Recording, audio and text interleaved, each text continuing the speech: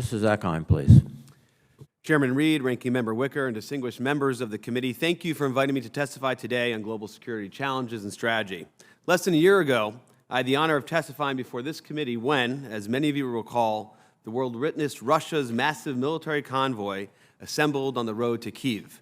1 year later, that convoy of armor and steel is no more.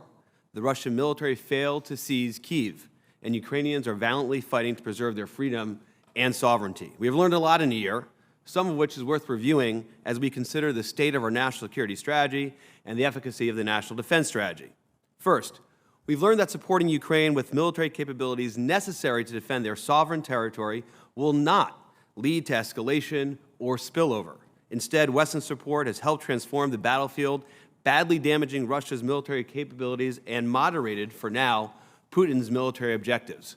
Going forward, our support to Ukraine, be it with tanks, drones, aircraft, or missiles, should be tailored to executing a counter-offensive strategy that rolls back Russia's gains and restores Ukraine's sovereign territory.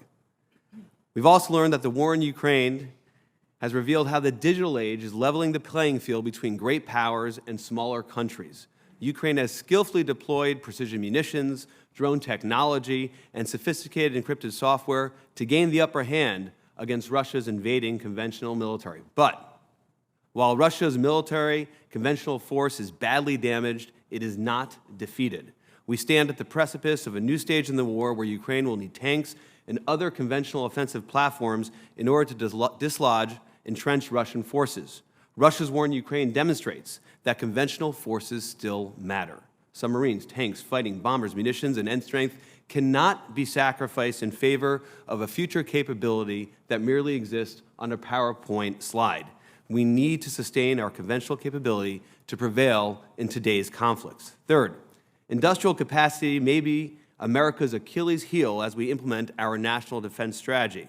As Ranking Member Wicker pointed out, this is a key area of focus for this committee. Just-in-time manufacturing, in which products are made only to meet existing immediate demand, may make business sense for big box stores and their suppliers, but the war in Ukraine makes clear that just-in-time means out of time on the battlefield. The effort to deploy, arm, feed, and supply forces is a monumental task, and the massive consumption of equipment, systems, vehicles, and munitions requires a large-scale industrial base for resupply. These takeaways lead to a more general observation that realizing the objectives of our national defense strategy requires a builder's mindset. Now is the time to build a force capable of winning today and tomorrow. The challenge before this committee is to ensure the NDS is executed. To do so, I recommend the following steps, which I outline in depth in my written testimony, which I hope is considered for the record. Number one, prioritize winning today by countering China. Number two, investing in winning tomorrow. And three, resourcing the demands of the national defense strategy.